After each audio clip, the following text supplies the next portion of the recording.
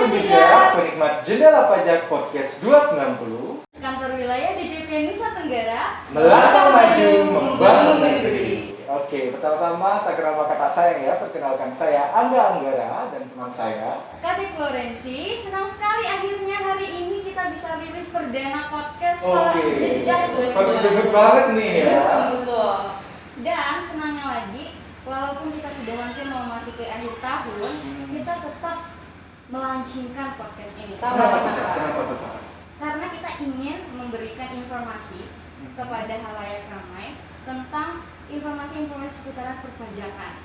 Yang nantinya podcast ini juga akan rilis di kanal YouTube dan juga IGTV Kanwil DJP Nusa Tenggara pastinya. Nah, itu latar belakang kenapa sih kita adain podcast ini. Terus kenapa tuh Kak? Kenapa namanya jejak sih Kak? Nah, kenapa namanya jejak? Itu ada kepanjangannya, Pak. Jejak itu kepanjangannya lupa juga nih kan, karena first debut nih nervous ya kan. Nervous banget Jejak kan. itu kepanjangannya jendela pajak. Dipilih jendela karena podcast ini menjadi wadah untuk kita saling bertukar informasi, baik dari kita sebagai internal DJP untuk diberikan kepada halayak luas, baik itu kawan pajak maupun masyarakat. Gitu. Belum selesai. Akronim yang dipakai juga jejak. Asik banget tuh ya, kayak adventure banget tuh Iya ya. kan? Kenapa tuh harus jejak? Karena saya bacain aja ya, biar nggak mengurangi makna dari kata jejak.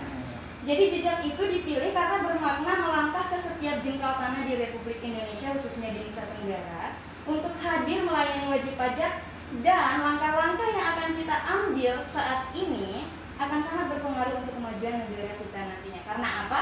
Karena pajak kita untuk Tagline-nya dapat banget tuh Iya. ya. Pajak kita untuk kita. Oke, betul. sekilas informasi aja nih ya buat yang belum tahu, buat para penonton sekalian, para penjejak. Ada sekilas informasi mengenai di mana sih Kanwil DJP Nusa Tenggara itu. Di mana itu Kanwil Kak? DJP Nusa Tenggara terletak di Jalan Jenderal Sudirman nomor 36 Mataram, Pulau Lombok. Oh, Wih, siapa yang nggak mantap tahu banget Lombok tuh. ya, Siapa Kak? yang nggak tahu Pulau Lombok kan ya? Destinasi wisata yang paling dicari di Indonesia loh. Betul. Nah, Kanwil DJP Nusa Tenggara ini membawahi 11 KPP dan 11 KP 2KP dari Provinsi Nusa Tenggara Barat sampai Nusa Tenggara Luas Timur. banget Ih, luas ya. banget satu. Destinasi wisata dapat semua kan ya? Iya, benar. Mantep banget. Sama jumlah pegawainya berapa Kak Angga? Jumlah pegawainya ada 1.111 pegawai. Oh wow, banyak banget, banyak dan luas banget wilayah kerjanya ya. Mantap. Tapi kayaknya ada yang aneh ya nih. Apa tuh yang aneh? Angkanya cantik gak sih Deka? Iya bener ya, 11 KPP, 11 KP 2 KP. dan 1.111 pegawai. Betul banget. Nah, pada tahun ini juga Kanwil DJP Nusa Tenggara mengusung konsep dan moto Apa itu motonya? Pesona Nusa Tenggara. Wow, Mantap banget nggak iya, tuh? keren banget. Bisa dijelasin nggak sih maksudnya Nah, apa sih moto itu? itu masih rahasia. Oh, gitu. Iya dong, ini kan first debut ya. Pertama kali kita tayang Rilis. perdana nih. benar. Harus jadi sesuatu yang menarik para penonton untuk menonton podcast kita tentunya. Oke. Nah, terus Siapa dong akan yang menjelaskan moto itu? nah, ini masih jadi rahasia. Karena nungguin kan penonton. Saya juga nunggu jadinya. Oke, langsung saja kita sambut tamu istimewa kita kali ini. Oke. Langsung saja kita Pagi. persilahkan Oke. kepada Bapak Kepala Kantor Wilayah DJP Nusa Tenggara, kepada Bapak Gani Siswanto, kami persilahkan.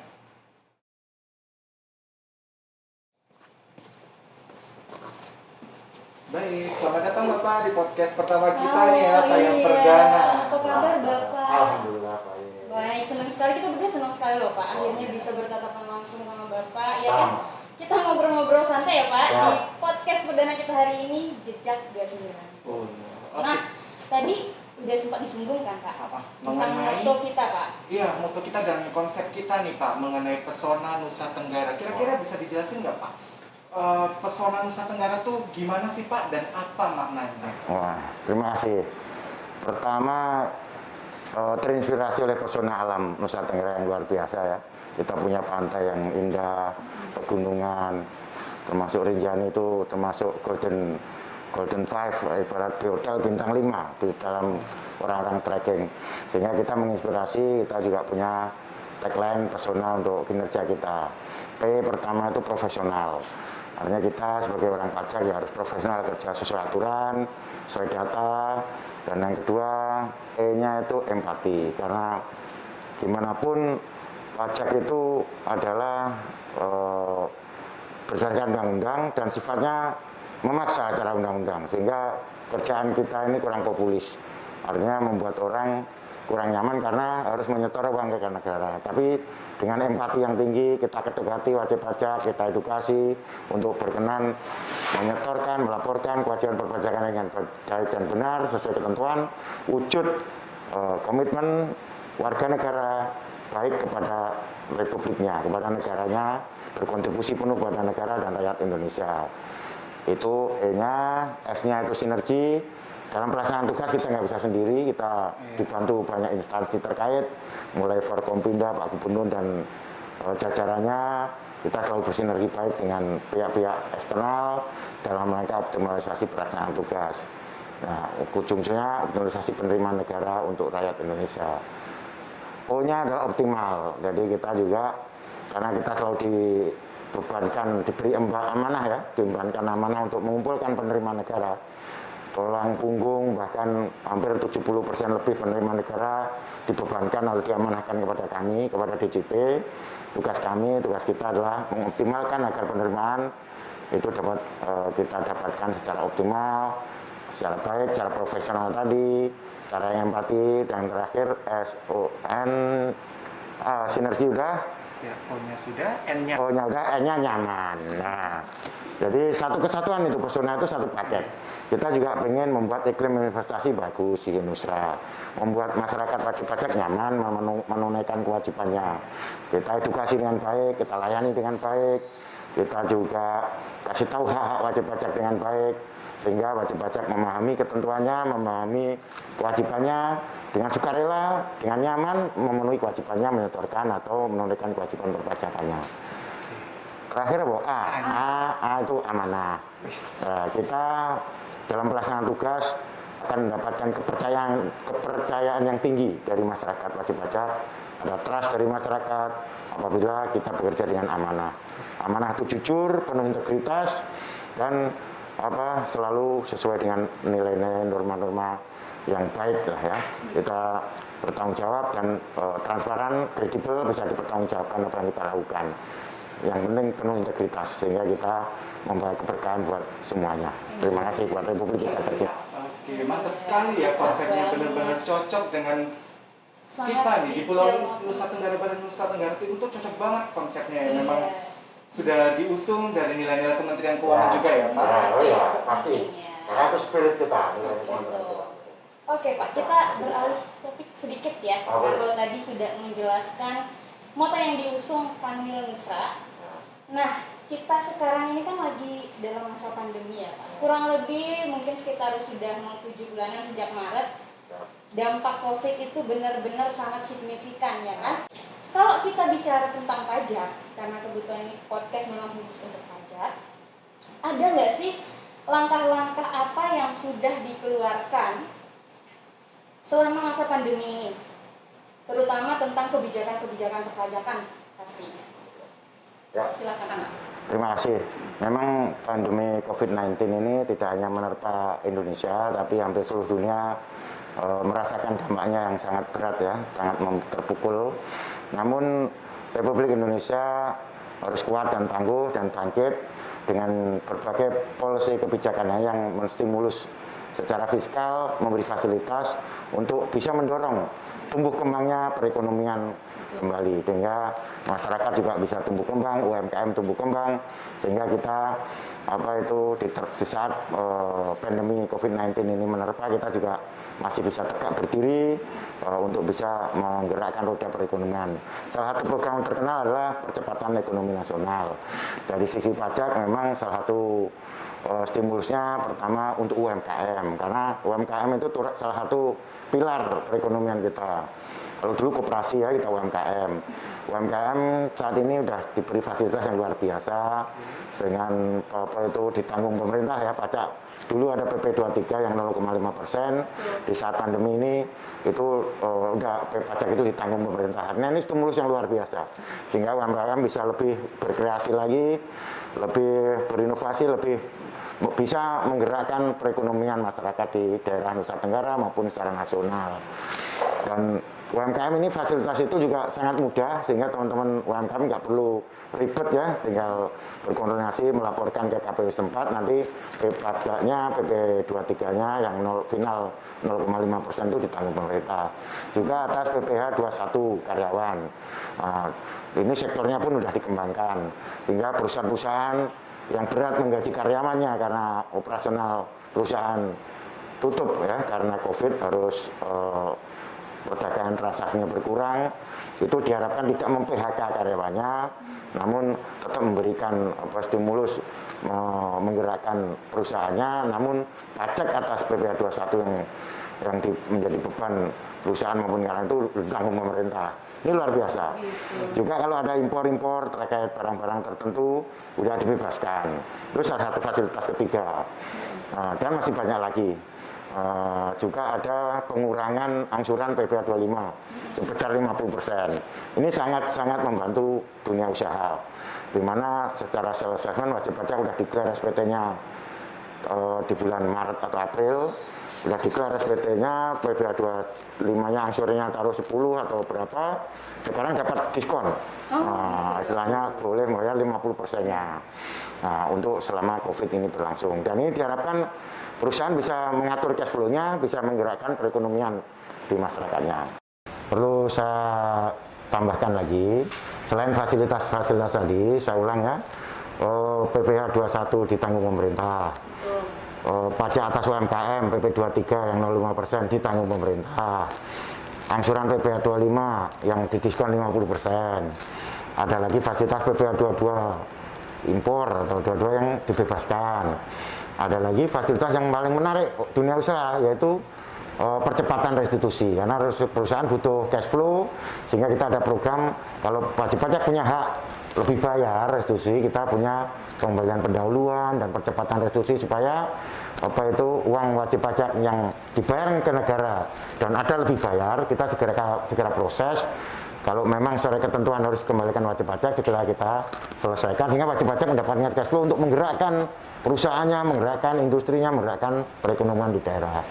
Itu banyak sekali fasilitas, dan di Nusra ini khususnya Mataram juga alhamdulillah banyak sekali wajib pajak yang sudah memanfaatkan fasilitas itu. Itu udah sangat banyak wajib pajak yang paham dan memanfaatkan fasilitas itu. Semoga itu bisa ikut menstimulus perekonomian di Nusa Tenggara, khususnya di Nusa Tenggara Barat. Oke, mungkin dari Kak Angga ada pertanyaan lanjutan? Baik, untuk kebijakan yang dikeluarkan benar-benar sudah dipertimbangkan ya Pak, dari segi sosial, dari segi ekonomi benar-benar sudah disesuaikan gitu ya Pak. Nah, untuk pelayanannya nih Pak, ngomong-ngomong dari, kan ini kan kita lagi pandemi nih Pak, lagi pandemi, kira-kira pelayanan pajak yang dilakukan dari Direktorat Jenderal Pajak ini bagaimana Pak? Apa ada ketentuan khusus? Iya, atau ada mematuhi protokol atau bagaimana Pak? Terima kasih. Seperti institusi lain di Republik ini, kita punya gugus tugas, kita ada protokol kesehatan dari pemerintah, kita taat dan patuh akan itu semua. Semua ketentuan dan peraturan yang dikeluarkan gugus tugas maupun Departemen Kesehatan maupun Menpan RB kita ikuti. Khusus untuk pelayanan tatap muka di Direktorat Jenderal Pajak, khususnya di kantor pelayanan pajak, kita atur sedemikian rupa sehingga kita juga bantu pemerintah, kita dukung pemerintah untuk menjaga agar penyebaran COVID ini tidak terjadi semakin masif. Salah satunya kepada para wajib pajak diimbau, diminta tolong untuk mengunjungi website kami, ada kunjung.pajak.go.id. Jadi wajib pajak tinggal ngeklik di situ, nanti mohon antrian, nanti kita akan respon balik kapan bisa ketemu dengan pegawai kami. Sehingga ini untuk mengurangi timbulnya antrian yang panjang atau kita tetap jaga physical distancing, social distancing, sehingga kita juga ikuti protokol cuci tangan, ukur suhu, pakai masker harus, sehingga saling jaga sehingga penyebaran COVID ini kita bisa jaga betul. Justru saya rasa kalau ada kebijakan seperti itu mempermudah ya dan memperkecil kemungkinan penyebaran COVID seperti yang tadi Bapak sudah sampaikan. Nah itu kan kalau kita lihat masyarakat yang sudah mampu mengakses katakanlah yang sudah sering menggunakan media sosial, iya betul. Nah, sedangkan wilayah kerja kita, kantor wilayah DJP Nusra ini kan luas ya Pak ya, seperti yang sudah dijelaskan di awal, membawahi 11 KPP, 11 KP2KP juga, dan tersebar di Nusa Tenggara Timur dan Nusa Tenggara Barat. Di mana kita tahu bahwa tidak semua daerah itu sudah bisa lah mengakses internet gitu Pak. Nah itu kalau misalnya katakanlah dari salah satu kebijakan yang tadi baru Bapak sebutkan mengenai adanya website kunjung yang mempermudah agar kita tidak perlu ngambil nomor antrian langsung ke kantor, untuk wajib pajak yang masih di desa katakanlah yang belum bisa mengakses internet, itu ada nggak cara lain mereka untuk bisa ngambil nomor antrian Pak? Atau seperti apa? Pertama sekarang era udah pakai teknologi ya, bagi masyarakat juga kalau memang belum memadai sarananya itu, seperti yang selama ini berjalan, para wajib pajak itu walau di pelosok-pelosok rata-rata memiliki handphone. Dia bisa melakukan komunikasi melalui handphonenya, WA atau SMS atau telepon AR-nya atau pegawai pelayanan kami, sehingga nanti pegawai itu yang bisa membantu untuk bisa mendapatkan layanan yang sebaik-baiknya. Walau tatap mukanya pakai antrian kunjungan, sekiranya wajib pajak memerlukan penjelasan atau bimbingan atau edukasi terkait perpajakan, bisa juga melalui fasilitas-fasilitas lain. Kalau memang dimungkinkan juga, kita juga ada teman-teman di kantor itu juga memfasilitasi teman-teman kita di NTT maupun NTT, kalau sekiranya ada benar-benar wajib pajak yang secara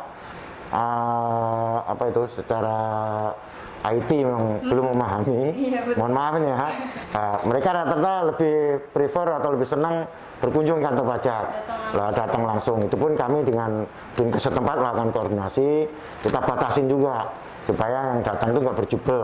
Hari ini kita layani semampu kita, tapi kita tetap pasti harus layani karena spirit kita tadi adalah selain empati dan sinergi, dan kita juga amanah, salah satunya amanah untuk melayani wajib pajak agar beliau bisa menunaikan kewajiban perpajakannya dengan baik. Cuma karena keterbatasan COVID, kita harus atur betul-betul sesuai ikuti protokol kesehatan. Jadi perlu ditegaskan ya Pak ya, bahwa selain mengadakan layanan non tatap muka, tapi tetap ada beberapa pelayanan yang masih dilayani secara tatap muka gitu ya Pak ya.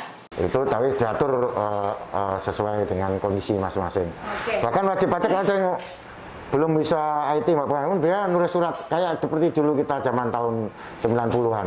Menulis surat kepada kantor, nanti kantor akan menjawab resmi, kirim ke pakai pos, dan itu aman. Dan itu bisa, pokok segala cara kita tempuh karena kita ingin melayani wajib pajak dengan baik.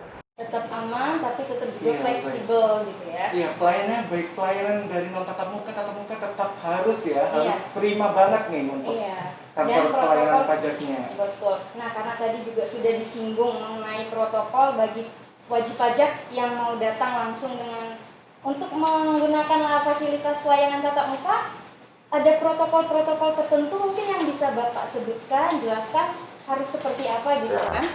Terima kasih. Iya. Protokol yang harus kita ikuti dari gugus tugas dan dinas kesehatan. Itu harus kita ikuti. Bahkan kami punya komitmen untuk melayani wajib pajak dengan baik, untuk mencegah penularan. Semua pegawai pajak itu rutin rapid. Jadi yang boleh masuk kantor itu yang kita pastikan secara ibarat sertifikasi itu mendapat sertifikasi dari medis bahwa dia non reaktif. Nah, jadi supaya ini memberi kenyamanan kepada wajib pajak.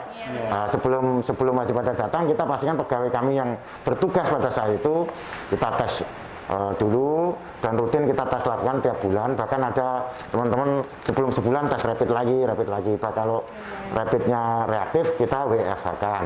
Nah, bagi para pengunjung kita bikin protokol yang ketat, antara lain terkait protokol kesehatan tadi ya, ukur suhu, ya kan, pakai masker harus di semua kantor pelayanan kami, ada cuci tangan, pakai kaki, dan social distancingnya kita kita perhatikan, kita pakai apa itu kaca supaya nggak ada Tidak kontak Ya, langsung ya. Asal ya. Iya, droplets. droplet. Terus pelayanan konsultasi sedapat mungkin online ya.